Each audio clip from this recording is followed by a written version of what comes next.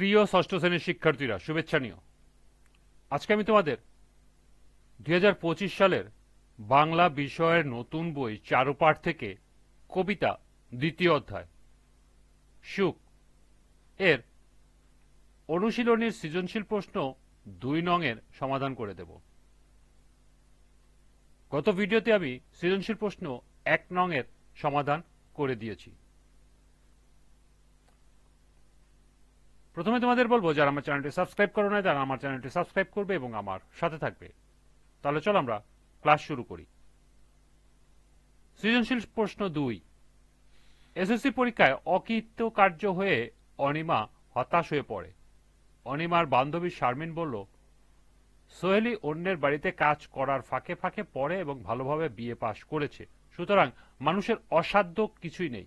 অনিমা, তুমি হাল ছেড়ে দিও না, আমার বিশ্বাস চেষ্টা করলে তুমিও ভালো ফল করতে পারবে। প্রশ্ন ক, সংসারকে কবি কি বলেছেন? খ, তার মতো সুখ কোথাও কি আছে? কবি এ চরণে কোন সুখের কথা বুঝিয়েছেন? গ, অনিমা হতাশার মধ্যে সুখ কবিতা যে দিকটি প্রকাশ পেয়েছে তা বর্ণনা করো।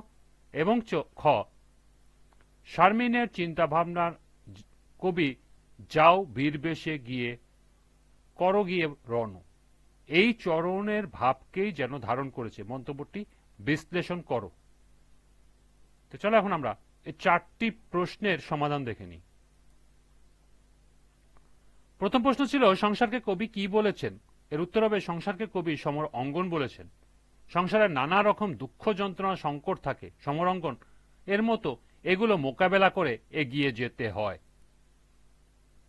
ঘ, তার মতো সুখ কি কোথাও আছে? কবি এই চরণে কোন সুখের কথা বুঝিয়েছেন? এর উত্তর হবে, তার মতো সুখ কি কোথাও আছে কি? এই চরণটিতে কবি পরার্থে নিজের বিলিয়ে দেওয়ার কথা বলেছেন। সুখ কবিতায় কবি পরের কারণে আপন সুখ আহ্লাদ বিসর্জন দিতে পারার মতো সুখ কোথাও নেই বলে ব্যক্ত করেছেন। অন্যকে আপন ভেবে অন্যের সুখ দুঃখের অংশীদার হয়ে প্রীতি ভালোবাসা সেবা ও কল্যাণের মাধ্যমে যে অন্যের মঙ্গলের জন্য ত্যাগ স্বীকার করে সেই প্রকৃত সুখী, তার মতো সুখ পৃথিবীর অন্য কোথাও আর খুঁজে পাওয়া যায় না। তৃতীয় প্রশ্ন ছিল, অনিমার হতাশার মধ্যে সুখ কবিতার যে দিকটি প্রকাশ পেয়েছে তা বর্ণনা করো। এর উত্তর হবে, সুখ কবিতার সব সংকট ব্যর্থতা মোকাবেলা করে সামনের দিকে এগিয়ে যাওয়ার যে আহ্বান ব্যক্ত করা হয়েছে তারই বিপরীত দিকটি অনিমার হতাশার মধ্যে প্রকাশ পেয়েছে। সুখ কবিতায় বলা হয়েছে, জগতে যারা কেবল সুখ খোঁজে তারা জীবনের দুঃখ কষ্ট দেখে ভাবে জীবন নিরর্থক। তাদের এ ধারণা ভুল। জীবনের উদ্দেশ্য ও তাৎপর্য আরো বিস্তৃত ও মহৎ। দুঃখ যন্ত্রণা সহে সব সংকট মোকাবেলা করে জীবন সংগ্রামে সফলতার মাধ্যমে সুখ অর্জিত হয়।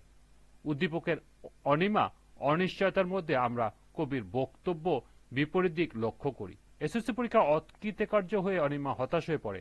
অনিমার পরীক্ষা অকৃতকার্য হওয়ার পর তার কাছে মনে হয়েছে জীবনটা অর্থহীন, তার এই জীবনে কোনো মূল্য নেই, মানুষের জন্য শুধু কষ্ট করার জন্য। সুখের পিছনে ছুটতে গিয়ে সুখ না পেয়ে মানুষের যে হতাশা অনিমার মাঝে ফুটে উঠেছে, এতে সুখ কবিতা বর্ণিত সংসার সমর অঙ্গনে এগিয়ে যাবার বিপরীত দিকটি প্রকাশ পেয়েছে।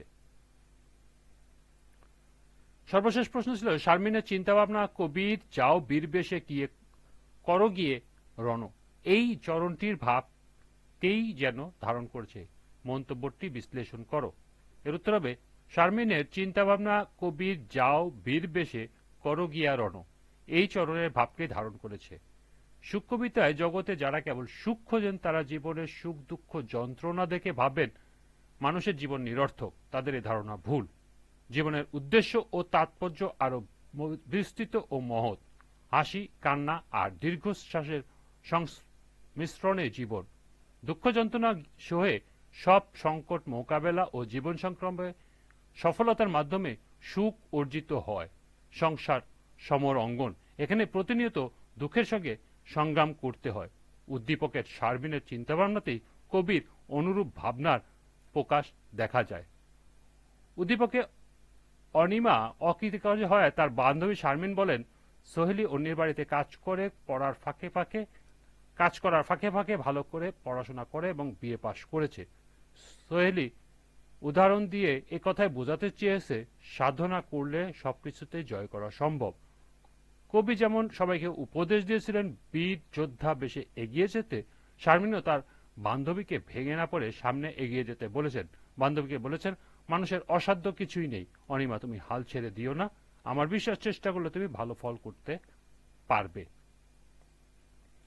সুতরাং বলা যায় শারমিনের চিন্তাভাবনা কবির যাও বীর বেশে করো গিয়া রণ, এই চরণের মাধ্যমের ভাবকেই যেন ধারণ করেছে।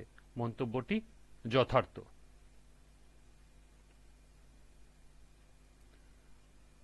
এই ছিল 4টি প্রশ্নের সমাধান।